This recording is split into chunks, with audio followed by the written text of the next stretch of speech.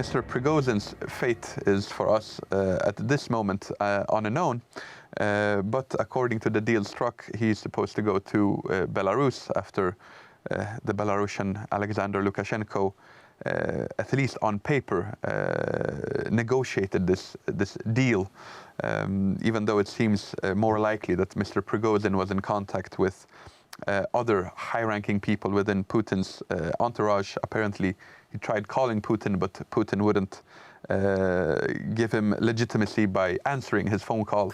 Instead, he had him talking with the chief of staff of the presidential administration and also with this top intelligence leader, Nikolai Patrushev. With Mr. Prigozhin going to Minsk, it's also interesting to see how his presence there will affect Belarus.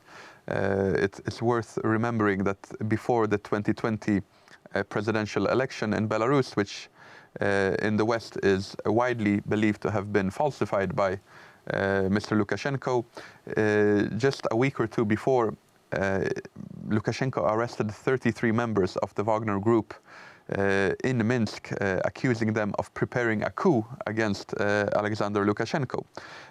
So now it looks like he will be hosting the same formation which 3 years ago he accused of trying to oust him in a coup. There are those theories as well saying that maybe the Russians will try to use the Wagner group in order to either protect Mr. Lukashenko against some form of upheaval in Belarus if the war would turn for the worse and there would be an opportunity for the democratic, Western-aligned elements of Belarus to try to remove Lukashenko. So maybe they're trying to create the Wagner group into some form of mercenary unit that would be the palace guard, so to say, something like the Varangian troops of the Byzantine emperor in centuries past.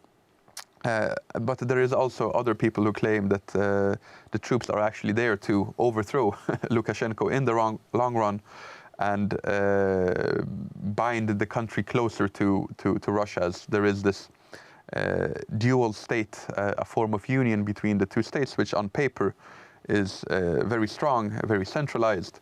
But in reality, Lukashenko has for years been doing quite a good job in keeping this integration process on a low burner and making sure that there aren't too many ties between the two.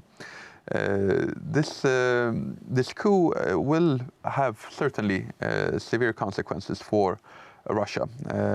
It shows that there is not really a lot of unity behind the scenes. Another thing it showed is that while Prigozhin was quickly advancing on Moscow, there was a lot of people sitting on the fence. They had no idea what was happening. They were surprised by how quickly the Wagner group was advancing, by how weak Putin looked.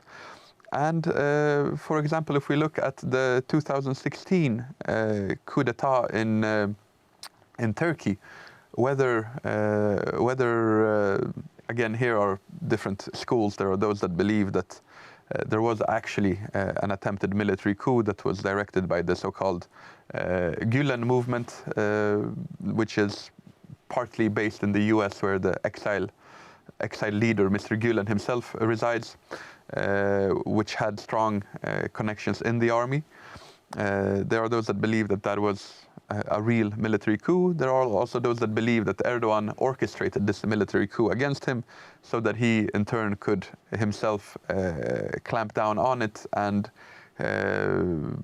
make sure that there is a broom going through the Turkish army, sweeping out all the elements that he considered untrustworthy.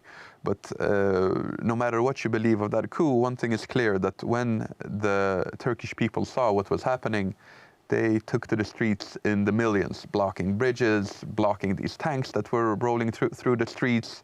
It showed that there is a large support for Erdogan in Turkey.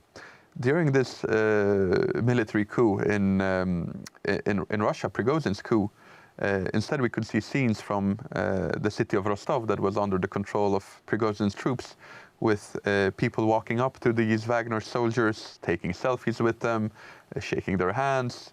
And when they actually left the city on the evening, a lot of people had gathered to wave them goodbye, giving them flowers. It is striking. And Adam, as usual, the clock in the corner of the room has ticked away, so I'm going to have to ask you to pause there, but we'll pick it up next time. There we are. I've had to interrupt Adam almost in mid-sentence, but fear not, if you join us next time, as we hope you will, we'll pick up the story. In the meantime, thank you for watching Poland Daily History.